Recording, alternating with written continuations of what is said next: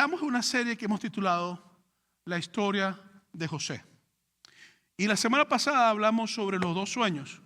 Los sueños del copero y los sueños del panadero. Y José fue el instrumento de Dios que le brindó la interpretación necesaria a los sueños a estas personas que estaban en necesidad de recibir esta interpretación.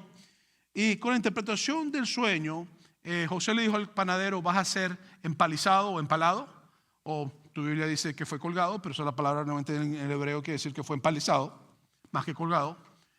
Aunque cuando te empalizan cuelgas, ¿verdad? Entonces está bien. Y la otra fue al copero, que le dijo: vas a ser restituido el tercer día, y después que te restituyas vas a regresar nuevamente y todo va a estar bien. Ahora, cuando José le dio la interpretación del sueño que venía de parte de Dios al copero, en Génesis 40, versículos 14, José le hace una petición abnegada de socorro, de ayuda, de asistencia al copero. Y le dice: acuérdate pues de mí cuando tengas ese bien, y te ruego que uses conmigo de misericordia, y hagas mención de mí a Faraón, y me saques de esta casa, porque fui hurtado de la tierra de los hebreos, y tampoco he hecho aquí por qué me pusieron en la cárcel. Entonces, tal como José había dicho al copero, ocurrió, y al tercer día fue sacado de la cárcel.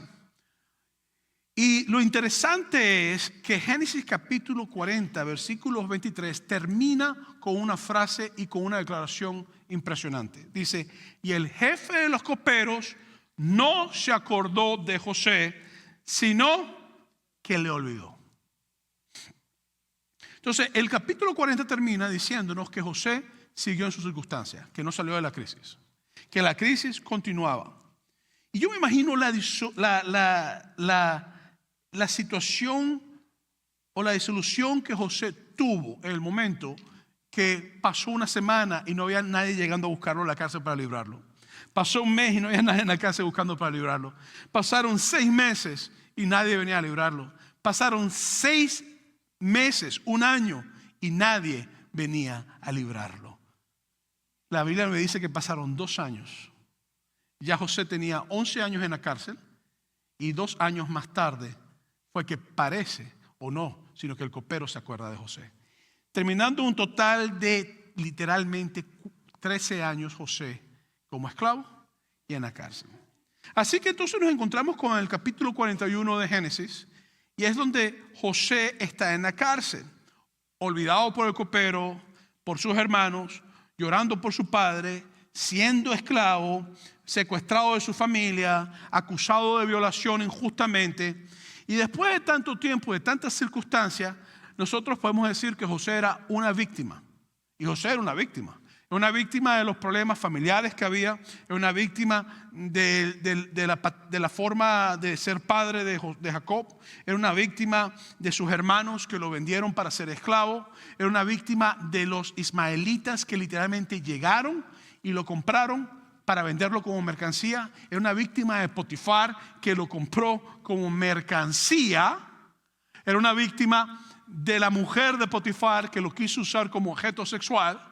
Era una víctima de la mujer de Potifar que literalmente lo acusa de violación. Se convierte en una víctima de la cárcel y se convierte hasta cierto punto en víctima de un hombre que puede ayudarlo y no lo ayuda a salir de la cárcel. Cuando tú entras en una circunstancia de esta y has sido victimizado y entras en un ambiente como esto, hay personas heridas que pasan de ser víctimas a convertirse en personas que entran en un victimismo. Y cuando yo hablo de victimismo, estoy hablando de personas que su identidad completa se basa en ser víctima. Porque hay una diferencia en cuando tú eres víctima de alguien, y todo en algún momento es víctima de alguien o has hecho a alguien víctima tuya. Hay una diferencia cuando tú eres víctima de alguien. El hecho de que José haya sido vendido como esclavo no creó una identidad en él, no creó una identidad en él, creó una circunstancia, creó una impotencia, creó una situación donde él no pueda salirse de la esclavitud. El hecho de que José haya sido acusado y de manera falsa no creó en él una separación de su relación con Dios. No lo hizo ver a Dios como distante a él. El hecho de que José ha sido vendido por sus hermanos no lo definió como hijo de Jacob. Ni lo definió como alguien ajeno a su familia. No lo definió como alguien malvado o como alguien que tenía defectos. El hecho de que José haya sido parte de una crisis, la crisis no lo llevó a él a convertirse en una persona con mentalidad de victimación. Él no cayó en esas circunstancias. Y esto es importante porque todos nosotros tenemos circunstancias que nos han convertido en víctimas de una forma u otra. Pero en medio de esas circunstancias, lo que pasa en la forma en que yo me percibo y la forma en que yo pienso y la forma en que yo vivo determina si yo soy una víctima o si he caído en una victimización.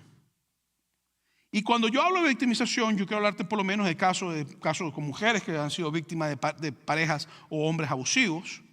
Y tú vas a encontrar que muchas veces estas mujeres ya en su mentalidad, su forma de pensar, se identifican como que ellas son parte de eso que pasó. Su forma de pensar, su forma de verse, ellas se ven, esa es su identidad, lo hacen su forma de ver su vida y ellas creen que esa es su identidad.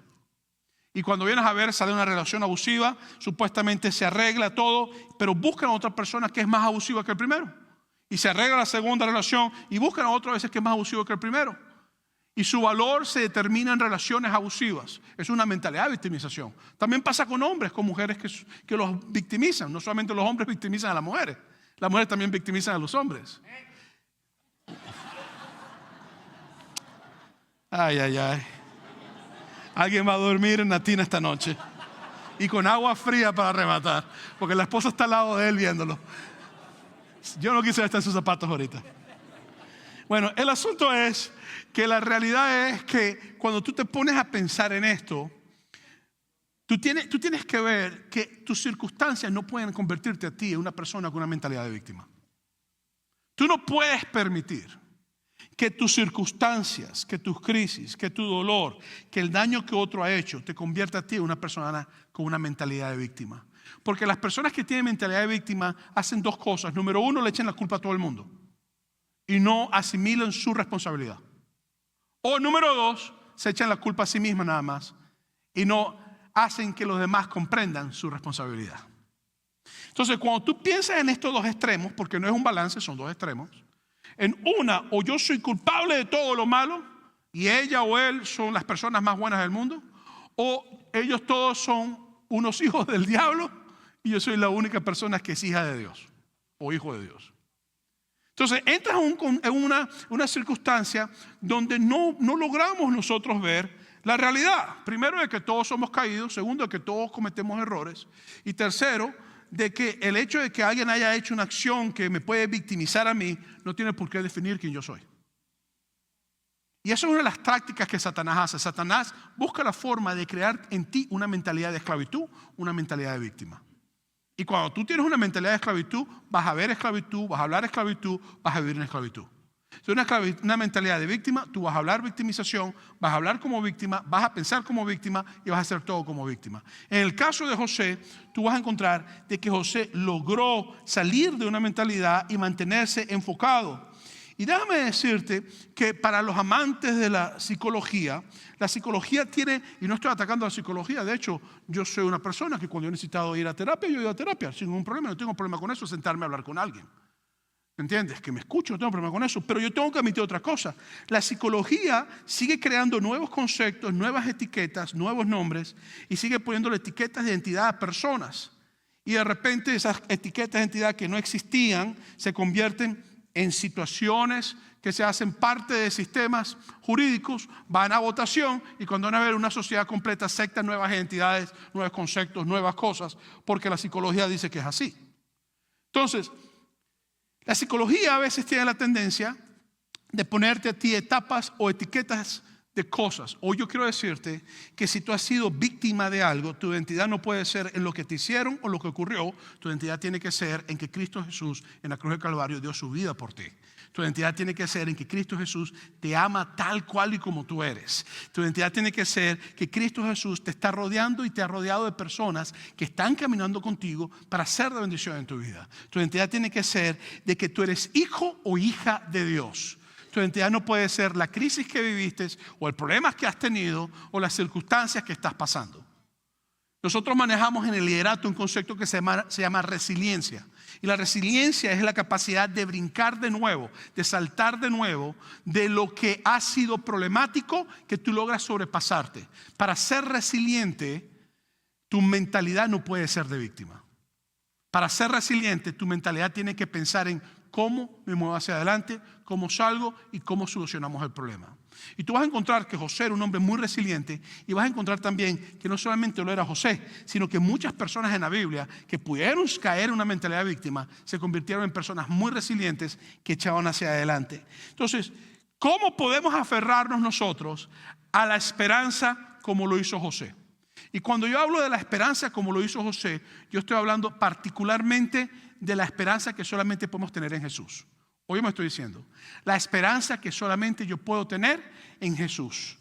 Vamos al capítulo 41 de Génesis, 1 al 4. Dice, aconteció que pasados 2 años tuvo Faraón un sueño. Entonces, en el año 11, José está suplicándole al copero. Él está diciendo en Génesis 40, 14, acuérdate de mí. En otras palabras, todos se han olvidado de mí. Acuérdate de mí, todos se han olvidado de él. Le dice, te ruego que uses conmigo de misericordia. Las personas a su alrededor hacían lo contrario con él, le hacían daño. Me saques de esta casa. Estaba atrapado en problemas que él no había buscado, porque José no se buscó estos problemas. Entonces, cuando tú te pones a pensar en eso, José estaba en un lugar que necesitaba aguante. Un lugar donde si tú estás en ese momento ahorita o estás en una circunstancia como esta, es muy fácil empezar a orar y decirle a Dios cosas como, ¿qué pasó, vale? ¿Cómo es posible que tú permitas que esto pase? ¿Por qué si yo tengo que salir de aquí, yo no puedo seguir más con esta crisis? Y todo lo que hemos estado en crisis en un momento de nuestra vida, o si estás en crisis ahora mismo, quizás tú te encuentras ahí o estuviste ahí. La necesidad de salir corriendo, la necesidad de que todo cambie, la necesidad de volver a sentir control, la necesidad, todos hemos estado ahí. Y si no has pasado por una crisis, cuando llegas a la crisis, tú vas a tener esa necesidad. Porque es parte de ser humano, es parte de la vida. Y aunque José en esa cárcel estaba metido, en el año 11 él le dijo al copero, sácame de aquí. Y 2 años más tarde, y el copero todavía no se acordaba de él. 13 años en una crisis. 13 años en una circunstancia donde él perdió el control. 13 años en una circunstancia donde en esa cárcel aprendió que hay otros elementos que son mayores que la crisis misma. Vamos al versículo 1 al 4 nuevamente. Aconteció que pasados 2 años tuvo Faraón un sueño. Le parecía que estaba junto al río y que del río subían 7 vacas hermosas a la vista y muy gordas, y pacían en el prado, y que tras ellas subían del río otras 7 vacas de feo aspecto y enjutas de carne, y se pararon cerca de las vacas hermosas a la orilla del río, y que las vacas de feo aspecto y enjutas de carne devoraban a las 7 vacas hermosas y muy gordas, y despertó Faraón. Entonces es interesante porque fíjate hace 2 semanas de que José tenía 3 bloques de sueños que eran muy importantes en su vida. No eran sueños de él solamente, eran sueños de otras personas. El primer sueño lo tiene en Génesis capítulo 37 y son un bloque de 2.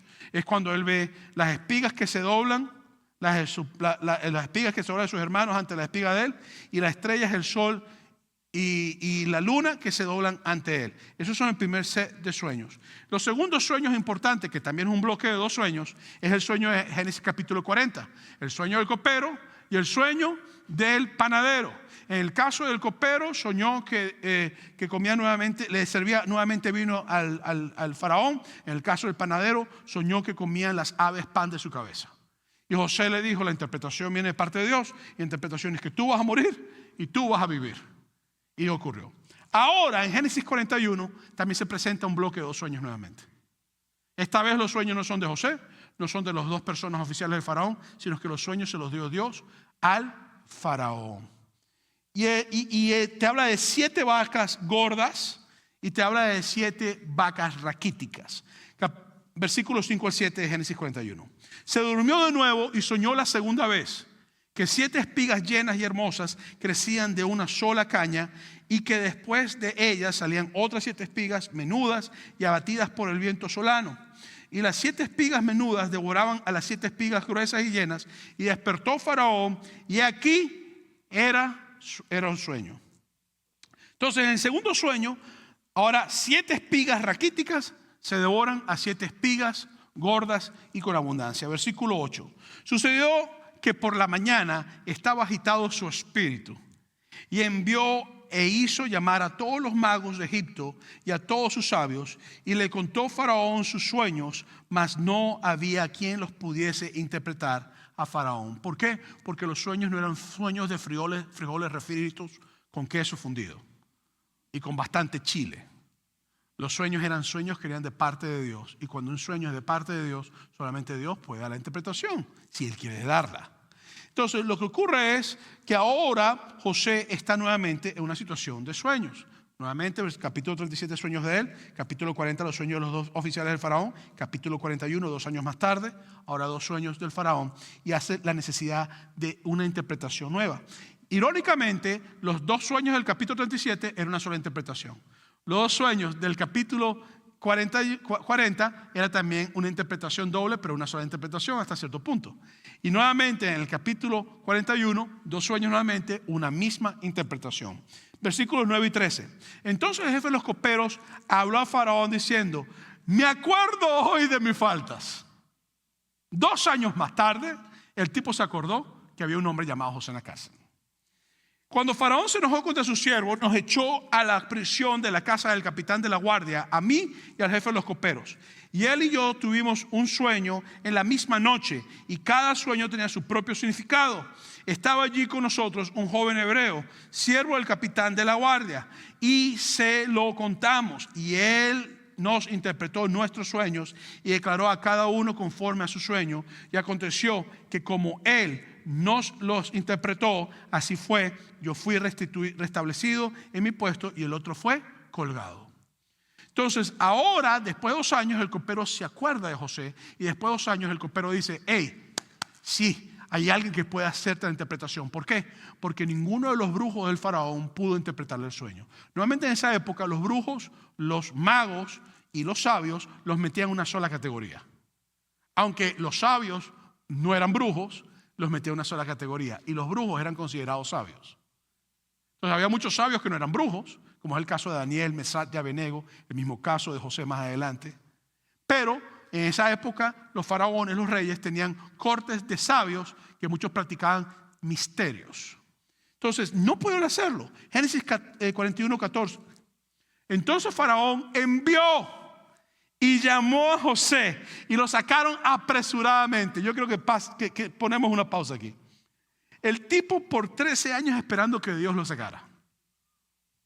Por 13 años esperando que Dios hiciera algo. Cuando llegó el copero, él dijo: nada, este es el ticket dorado. Con este copero él va a salir de aquí y le va a decir literalmente al faraón todos mis problemas, y yo en menos de una semana estoy fuera de aquí. Gloria a Dios. Qué bueno es el Señor. Pasan 2 años y yo estoy seguro que José no estaba esperando que Dios lo sacara ya de la cárcel. Quizás tenía la esperanza, pero no estaba esperando que ocurriera en cualquier momento. La prisión, la cárcel se había hecho parte de su forma de vivir. No tenía control de eso. Y en ese proceso, cuando José estaba, no sé, acostado, trabajando, haciendo algo, de repente lo sacan apresuradamente. Yo imagino el hombre cuando llegaron los oficiales: tú eres José, ven para acá. ¿Qué pasó? Yo no he hecho nada. Espérate. El hombre a lo más hasta pensó: oye, vale, mis hermanos me venden, me quieren matar, llego a casa de Potifar, la mujer me acusa que me quiero acostar con ella, estoy aquí preso, ¿ahora qué me va a pasar? ¿Qué va a ser peor que esto? ¿Me van a matar a lo mejor? Pero lo que ocurre es que cuando el hombre está ahí, te dice: y llamó a José y lo sacaron apresuradamente de la cárcel y se afeitó. Ahora le cortan la barba. Porque si no le cortan la barba, no pueden a colgar. Pero si le cortan la barba, y mudó su vestido. Ahora lo bañan, lo peinan, lo afeitan. Y vino a Faraón. Entonces comienza una nueva etapa después de 13 años. Una etapa inesperada, cuando él ya había dejado quizás de hablar porque no había más esperanza de nada. Y empieza el proceso, y en medio de esto José no permitió que su mentalidad se convirtiera en una víctima, ni que él convirtiera en una victimización como persona, sino que él comprendió que él tenía que enfocarse en lo que tenía que hacer y permanecer en Dios. Entonces, seguimos quizás esperando que actúe. A lo mejor tú estás hoy, o yo mismo estoy, en circunstancias donde estamos diciéndole a Dios, Dios mío, ¿hasta cuándo? Dios mío, ¿por qué tú permites que esto pase? Dios mío, ya son 15 años, ya son 13 años, ya son 5 años. Dios mío, son 30 años. ¿Hasta cuándo tengo que durar yo con esto? Y es en esos momentos de nosotros tendemos a definir nuestras circunstancias y que esas circunstancias definan nuestra identidad. Y en esos momentos nosotros permitimos que nuestra identidad a veces se haga producto de la crisis que estamos viviendo. Óyeme muy bien, no puedes permitir que tu crisis defina quién tú eres en Cristo. Oye muy bien, el que define quién tú eres tiene nombre, es Jesús. El que define quién tú eres es la presencia del Espíritu Santo. Oye muy bien, tú puedes estar encerrado en 4 paredes, pero nunca van a poder definirte a ti. Jesús te definió. Jesús puso un nombre nuevo en tu vida. Jesús te hizo real sacerdocio, nación santa, pueblo adquirido por Dios. Te llamó de las tinieblas a la luz. Jesús es el que te define. Óyeme muy bien. Porque el problema es que si tú vives metido en una definición y una identidad de tus circunstancias, entonces tus circunstancias se convierten en quien dicen quién tú eres. Y aquí es donde empieza la situación interesante. Porque tú puedes decir, acuérdate pues de mí, oh Dios, todos se han olvidado de mí. Te ruego que tengas misericordia conmigo. Nadie le importo. Las personas a mi alrededor me hacen daño. Sácame de esta casa. Estoy siendo maltratado. A lo mejor esa es tu oración. Y quizás muy justificada. Pero vamos y veamos cómo José se agarró de la esperanza de Dios. Del concepto de que Dios no abandona a nadie. La primera parte que quiero comenzar hoy es: José ejercitaba paciencia. A nadie le gusta la paciencia. Yo me anoto ahí. Por eso es que los lugares de comida rápida, en menos de 2 minutos te tienen que entregar tu comida. Porque si pasan más de 2 minutos, tú te vuelves loco en ese carro. A nadie le gusta esperar. Todos queremos las cosas así, ya. Así, en un abrir y cerrar de ojos, en un tronar de dedos. Y quiero que comprendamos que la paciencia bíblica implica la acción activa de esperar. La gente piensa que ser paciente no es hacer nada. Eso es un error. No hay nada más difícil que ser paciente. Y ser paciente implica una acción activa, donde tú decides comunicarte con Dios, donde tú decides escuchar la voz de Dios y sobre todo tú decides seguir a Dios por encima de nuestros impulsos, o de nuestros deseos, o de nuestras circunstancias, o de nuestra crisis, o de una mentalidad de víctima, o una mentalidad de libertad. Yo decido seguir a Dios. Por eso que en el Salmo 41 dice: pacientemente esperé al Señor y se inclinó a mí y oyó mi clamor. Por eso es que Romanos 12 te dice: gozaos en la esperanza, sufridos en la tribulación, constantes en la oración. Por eso es que en Gálatas 5, 22 a 23 te dice: en cambio, el fruto del Espíritu es amor, alegría, paz, paciencia, amabilidad, bondad, fidelidad, humildad y dominio propio. No hay ley que condene estas cosas. Por eso es que en Eclesiastés capítulo 7, 8 dice: vale más el fin de algo que su principio. Vale más la paciencia que la arrogancia. Entonces, la Biblia te presenta a ti que la fe va por encima de las circunstancias. Y la semana pasada les explicaba el concepto de emuná. Y le decía que emuná es la palabra en hebreo que nosotros traducimos como fe. Y le decía que la palabra emuná tiene que ver más que fe. Porque fe es yo creo, así como lo manejamos hoy en día. La palabra emuná tiene que ver con yo conozco el carácter fiel de Dios. Y como yo conozco el carácter fiel de Dios, yo me mantengo fiel a Dios que tiene un carácter fiel. Entonces, cuando yo pienso en eso, yo tengo que entender que ni la cárcel, ni la esclavitud, ni la esposa de Potifar acosándome, ni Potifar metiéndome preso, ni mis hermanos tratando de venderme, o mis hermanos tratando de matarme, yo tengo que entender algo. Mi fe no se basa en mis circunstancias. Mi fe se basa en la cruz de Cristo y en la tumba vacía. Mi fe no se basa en la identidad que Satanás quiere formar en mí. Mi fe se basa en la identidad que Cristo ya formó en mí. La identidad de hijo o la identidad de hija si eres mujer, la identidad de hijos de Dios, la identidad de príncipes que somos parte del reino de Dios. Aunque estemos en cuatro paredes, aunque estemos esclavizados, aunque estemos siendo acusados falsamente. ¿Por qué? Porque la paciencia tiene que ver con la capacidad de decirle a Dios: yo creo en tu carácter y espero en tu carácter. Esto es más fácil decirlo que hacerlo. Si Jacob hubiera sabido que José estaba en Egipto, Jacob hubiera salido corriendo y hubiera sacado a su hijo así. Lo hubiera comprado de regreso, con toda la plata que tenía. Y el propósito de Dios se echa a perder por la acción de nosotros de querer arreglar las cosas. Ese es el problema. Es más fácil tú tomar manos y yo tomar manos en las circunstancias y hacer lo que yo creo que es posible, que decirle a Dios: guíame qué es lo que tengo que hacer. Y cuando Dios guarda silencio, porque imagínate, José, 11 años en la cárcel, y dice: ahora sí, el ticket dorado, salgo de aquí. Y 2 años más. Tú sabes que son 2 años de silencio, aparte de 11 años de silencio. Tú sabes que son 13 años de silencio. Y en medio del silencio la Biblia te dice que Dios te está bendiciendo en una cárcel y como esclavo. Señores, yo no sé, pero eso a cualquiera le hace daño. Es lo que podemos pensar. Pero la cárcel se convierte en el lugar de formación para nosotros. En Génesis 41, 15 y 16 dice: y dijo Faraón a José: yo he tenido un sueño y no hay quien lo interprete, mas he oído decir de ti que oyes sueños para interpretarlos. Y aquí viene la segunda cosa. Yo necesito ser humilde. Yo necesito ser humilde. Y es importante que haya la práctica de la humildad que rechaza la arrogancia. Oye muy bien.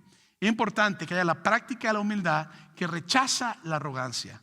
La primera cosa es que yo tengo que ser paciente. La segunda cosa es que yo tengo que ser humilde. ¿Por qué? Porque Faraón llega y le dice a José literalmente: hey, tú eres ese que interpreta sueños. Todo el mundo habla de ti. Entonces, tú llegas y José puede haber dicho: sí, Faraón, yo soy la solución a todos tus problemas. Es más, no te preocupes que yo ahorita voy a tener una interpretación tan tremenda que cuando tú salgas aquí me vas a hacer tremendo tipo. Es más, yo voy a ser el segundo después de ti, porque yo tengo la capacidad de interpretar todos los sueños que tú tengas. No te preocupes, yo tengo todo. Entonces mira, José, el faraón le dice: tú eres la gran cosa, hazme un favor. Ese don de predicación que tú tienes no depende de ti. Ese don de enseñanza está bonito, que todo el mundo dice: wow, cuando tú enseñas todo el mundo entiende. Eso no tiene nada que ver contigo. Ese don de canto que tú tienes, que cantas precioso y parece que los ángeles del cielo están cantando, eso no tiene nada que ver contigo. Ese don de administración tan complejo que Dios te ha dado, que logras agarrar lo más destrozado y arreglarlo, eso no tiene nada que ver contigo. Mira la respuesta de José, versículo 16. Respondió José a Faraón diciendo: no está en mí. Dios será el que dé respuesta propicia a Faraón. José no dijo: soy yo. Yo soy el gran intérprete José. Yo soy el gran ministro, el gran pastor. Mira, yo tengo años de experiencia. Tú eres un novato en la iglesia. A mí me saca la piedra cuando alguien llega y se recibe al Señor y empieza a caminar el Señor, y los que tienen 40, 50 años en la iglesia empiezan a tratarlo como este niño espiritual no sabe lo que está haciendo. A mí eso me molesta mucho. De antemano se lo digo, me saca la piedra. Se lo voy a decir bien venezolano: me saca la piedra. Porque es como que este niño espiritual no tiene el conocimiento que yo tengo. Si tú tuvieras el conocimiento que tú piensas que tuvieras, no estuvieras hablando así. Entonces uno tiene que entender que lo que tú ves en José no es que él dice: yo soy el gran José, 13 años de experiencia en interpretación de sueños. Dime qué sueño quieres que te diga. Interpreté los sueños a mi familia, a los 2 coperos, y ahora te los puedo interpretar a ti. Y aparte, tengo unos sueños extra por ahí que no están en mi currículo, pero los puedo meter en el currículo para que tú sepas. José pudo aprovecharse de la circunstancia y haber dicho: oh Faraón, ponme ahora a gobernar junto a ti y yo me encargo de todo, para matar a Potifar, a la mujer de Potifar, ir allá donde están mis hermanos, buscarlos y matarlos a todos por el daño que me hicieron. Porque cuando tú tienes poder y hay arrogancia, el poder se corrompe con tu arrogancia. La respuesta de José es: no está en mí. Dile a la persona que está a tu lado: no está en mí, es por él. Dile eso a esa persona. Métete eso en tu cabeza. Nada de lo que tú tienes es porque tú eres bueno. Todo lo que tú tienes es porque Dios es bueno. es distinto. Entonces, cuando tú te pones a pensar en eso, llegamos entonces al versículo 25, del versículo capítulo 41. Entonces respondió José a Faraón: el sueño de Faraón es uno mismo. Dios ha mostrado a Faraón lo que va a hacer. Aquí hay humildad, aquí hay humildad. José no anda con mucha vuelta, no anda buscando hacer las cosas que no tiene que hacer, le anda presentando las cosas como son. Cuando tú vas a Génesis capítulo 40, versículo 8, él hace lo mismo con el copero y con el otro oficial. Le dice ahí, ellos le dijeron: hemos tenido un sueño y no hay quien lo interprete. Entonces les dijo José: ¿no son de Dios las interpretaciones? En otras palabras, no depende de mí. Entonces, si tú quieres que la mano de Dios se mueve, hazme un favor, no le robes la gloria a Dios. Porque si tú le robas la gloria a Dios, o tú te sientes la última Coca-Cola del desierto, y déjame decirte algo: si tú te sientes la última Coca-Cola del desierto, tienes un problema, porque la Coca-Cola es bien dañina para ti, ¿sabes? Eso está lleno de azúcar, toda broma y una cantidad de químicos, y qué rica una Coca-Cola fría. Yo sé que a algunos de aquí les encanta una Coca-Cola fría, como en Venezuela. ¿Quién comía una pizza en Venezuela sin Coca-Cola fría? Nadie. Si tú te crees la última Coca-Cola del desierto, está lleno de azúcar y eso es diabético a cualquiera que está al lado tuyo. Entonces, claramente tú tienes que estar claro en quién es Dios. No le robes la gloria a Dios nunca. No maltrates a los que son niños espirituales. Entonces, cuando tú sigas leyendo la historia de José, tú vas a encontrar que hay paciencia, hay una humildad que no es arrogante. Y llega al tercer punto: hay que caminar en el plan de Dios. Yo necesito caminar en el plan de Dios. ¿Por qué yo tengo que caminar en el plan de Dios? Porque cuando yo camino en el plan de Dios y yo estoy al tanto en lo que Dios está haciendo, o yo puedo comprender lo que Dios está haciendo, entonces yo puedo seguir lo que Dios me está diciendo que yo haga. Cuando tú en Génesis 41, 26 al 31 dice: las 7 vacas hermosas 7 años son, y las espigas hermosas son 7 años. El sueño es uno mismo. También las 7 vacas flacas y feas que subían tras ellas son 7 años, y las 7 espigas menudas y marchitas del viento solano 7 años serán de hambre. Esto es lo que responde Faraón, lo que Dios va a hacer, lo ha mostrado a Faraón. He aquí vienen 7 años de gran abundancia en toda la tierra de Egipto, y tras ellos seguirán 7 años de hambre, y toda la abundancia será olvidada en la tierra de Egipto, y el hambre consumirá la tierra, y aquella abundancia no se echará a ver a causa del hambre siguiente, la cual será gravísima. Entonces José le dice: son 7 años fructíferos y 7 años de escasez. Así que hay que hacer algo en cuanto a esto. Va a traer sufrimiento. Entonces, la realidad es que el plan de Dios requería que José estuviera preso en la cárcel. Oye muy bien, era esencial que José estuviera preso en la cárcel. ¿Por qué te digo esto? Quiero que veas por un momento el plan de Dios en la vida de José. Era así: su padre le regaló una túnica de colores. Sus hermanos, siendo celos hacia José, parte del plan de Dios. Lo meten en la cisterna para matarlo, parte del plan de Dios. Su hermano Rubén lo libra de la muerte, parte del plan de Dios. Su hermano Judá convence a los hermanos para venderlo y sacar dinero de él, parte del plan de Dios. Lo venden a mercaderes para que lo lleven a Egipto, parte del plan de Dios. Se convierte en esclavo del jefe de la guardia del faraón, parte del plan de Dios, porque otro lo pudo haber comprado. No, ahí lo ponen donde iba a caer en la cárcel, donde después iban a venir otras personas. La esposa de Potifar, su dueño, lo acusa de violador, parte del plan de Dios. Potifar lo mete en la cárcel, parte del plan de Dios. En la cárcel meten al panadero y al copero del rey, parte del plan de Dios. Los dioses tienen sueños, Dios dio los sueños, parte del plan de Dios. Dios le da la interpretación a José, parte del plan de Dios. El copero se olvidó de la petición de José para sacarlo de la cárcel, 2 años más de cárcel, parte del plan de Dios. 2 años más tarde, Dios da 2 sueños al faraón, parte del plan de Dios. El copero se acuerda de José, parte del plan de Dios. José sale de la cárcel para interpretar los sueños y dar consejos a faraón, parte del plan de Dios. Lo interesante es que no es que Dios puso en estas personas querer hacerle daño a José. Ese no es el objetivo. Sino que Dios toma el mal que otros quieren hacernos y lo pone en su plan. Por eso es que en Romanos capítulo 8, versículo 28 dice: y sabemos que los que aman a Dios, todas las cosas les ayudan a bien. Esto es, a los que conforme a su propósito son llamados. Entonces, no es que Dios planificó macabélicamente y macabramente la forma de hacer todo esto, sino que aunque no conozco el plan de Dios, Dios está trabajando para bendecirme. ¿Me estoy explicando hoy, sí o no? Entonces, cuando tú tienes esto en mente y estás trabajando en esto, tú puedes seguir enfocado en el plan de Dios. Génesis 41, 32 a 36. Y al suceder el sueño a Faraón 2 veces, significa que la cosa es firme por parte de Dios y que Dios se apresurará a hacerla. Por tanto, provéase ahora a Faraón un varón prudente y sabio y póngalo sobre la tierra de Egipto. Haga esto Faraón y ponga gobernantes sobre el país y quite la tierra de Egipto en los 7 años de abundancia. Y junten toda la provisión de estos buenos años que vienen y recogen el trigo bajo la mano de Faraón para mantenimiento de las ciudades y guárdenlo. Y esté aquella provisión en depósitos para el país para los 7 años de hambre que habrá en la tierra de Egipto, y el país no parecerá de hambre. Entonces, 13 años malos, 13 años de sufrimiento, 13 años difíciles, 13 años de crisis. Y dice, ¿pero qué plan es este? Déjame decirte que Dios le había revelado ese plan de que los judíos iban a terminar en Egipto, que iban a terminar como esclavos a Abraham. No se lo reveló a José, no se lo reveló a Jacob, no se lo reveló a los hermanos de Jacob, se lo reveló a Abraham. En Génesis capítulo 15, versículo 13, Dios le dice a Abraham, hey, tu descendencia van a ser esclavos de una tierra. ¿Ves cómo el plan de Dios no comenzó con Jacob, ni comenzó con José, sino que iba antes de ellos con Abraham? ¿Te das cuenta de eso? Y ese plan se extendió mucho antes. Se extendió desde el momento que Adán y Eva pecaron. Porque el plan era que a través de las líneas de José, la línea de Judá estuviera y que Cristo subiera de esa genealogía.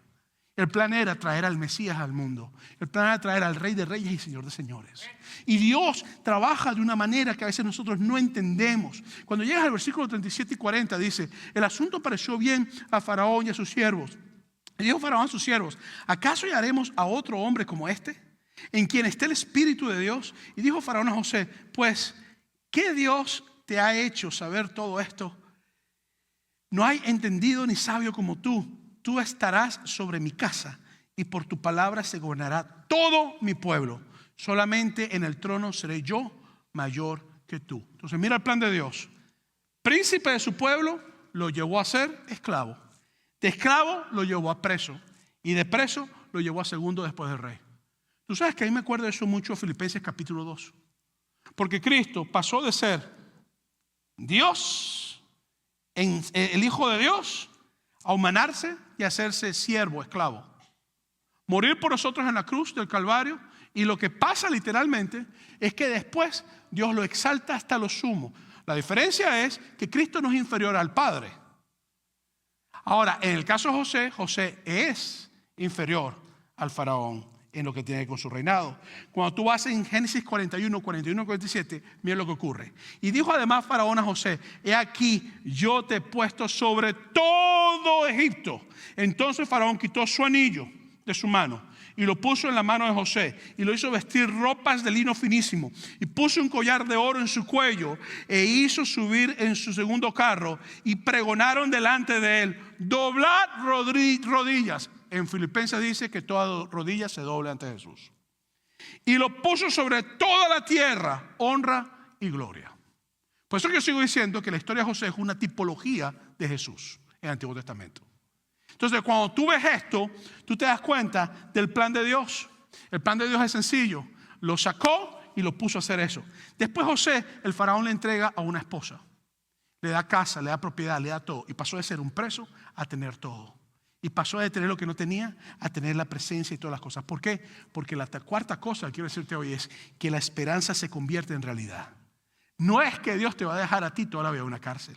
No es que Dios va a dejar que tú te quemes y te destruya. Sino que en el plan de Dios, la esperanza de que Dios va a venir y va a hacer las cosas que Él tiene planificadas para ti, no las que tú quieras, Dios las hace realidad en tu vida. Y llega el momento donde José ahora tiene un hijo. ¿Y sabe cómo le llama a su hijo, a su primer hijo? Le pone Manasés. ¿Sabes por qué le puso Manasés? Porque dijo, Dios me hizo olvidar todo mi trabajo y de toda la casa de mi padre. Dios sanó el corazón roto. Restituyó el dolor de 13 años de esclavitud y de prisión. El segundo hijo le puso Efraín. ¿Sabes por qué le puso Efraín? Porque dijo, Dios me hizo fructificar en la tierra de mi aflicción. Cuando tú piensas en esto, tú tienes que entender entonces de que tú tienes que mantenerte paciente en la presencia de Dios, con un corazón humilde, no lleno de arrogancia. Comprender de que Dios está actuando y que la cárcel, en el caso de José, era muy necesaria. Y el mismo Dios que José tiene es tu Dios. ¿Tú crees que Dios se ha olvidado de ti? Óyeme muy bien. ¿Tú crees que Dios se ha olvidado de ti? ¿Cómo se puede olvidar Dios de ti? Si la Biblia dice que Cristo Jesús, que Dios muestra su amor para con nosotros, que Cristo murió por nosotros, aun cuando nosotros éramos pecadores. Aun cuando Dios se pudo olvidar de ti, Dios no se ha olvidado de ti. El pensar de que a Dios no le importas, el pensar de que Dios no va a hacer nada, el pensar de que Dios te ha puesto una cárcel para destruirte, no es el carácter de Dios. El carácter de Dios es tener pensamientos sobre tu vida distintos a los pensamientos que tú tienes. El carácter de Dios es cambiar tu vida, quizás de prostitución a ser una persona de Él, quizás de orgullo a ser una persona humilde, quizás de ser una persona llena de mucho dinero, llena de arrogancia, a ser una persona mansa, con sencillez de corazón, quizás de ser una persona mala, con malas acciones, a ser una persona de una templanza conforme al Espíritu Santo. Óyeme, Dios nunca se ha olvidado de ti.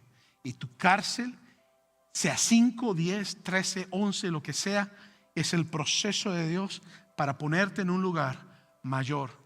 Que cuando tú estés en ese lugar, si tú no has pasado por ese proceso, el plan de Dios no se cumple. Porque tú mismo, con nuestra arrogancia, echamos a perder el proceso. Te invito a estar en pie. Compañeros de oración, por favor, vengan aquí. Voy a pedirte, si eres compañero de oración, por favor, pasa rápidamente al frente y vamos a orar por cada una de las necesidades que hay aquí. Si tú no conoces a Jesús como tu Salvador, yo quiero decirte algo muy importante. Jesús no se ha olvidado de ti. Tú estás en este lugar hoy porque Jesucristo quiere tener un encuentro personal contigo. Tú estás en este lugar hoy porque el Señor quiere transformar las necesidades tuyas y de que dejen de ser necesidades a ser la llenura de su presencia y que esa presencia transforme lo que tiene que ser transformado en tu vida. Yo quiero invitarte, por favor, que si tú no conoces a Jesús, que tomes la mejor decisión de tu vida, la de reconocerle como tu Salvador y vivir para Él y ser de Él. Si tú estás aquí hoy, yo quiero invitarte en el nombre de Jesús, que si tú no conoces a Jesús, de que digas hoy: Jesús, yo te acepto como mi Salvador. Iglesia, inclina tus ojos. Inclina tu cabeza, cierra tus ojos y ora conmigo. Si tú quieres recibir a Jesús: Señor, te entrego mi vida, te doy mi corazón, te doy mi alma, me doy por completo a ti, Señor, tal como soy, Señor. Me entrego a tu presencia. Ayúdame a servirte, ayúdame a vivir para ti. Perdona mis pecados. En esa cruz tú derramaste tu sangre que me cubre mis pecados. Límpiame, transfórmame, hazme nueva criatura. En el nombre de Jesús, lléname de tu Espíritu Santo, Padre. Amén y amén.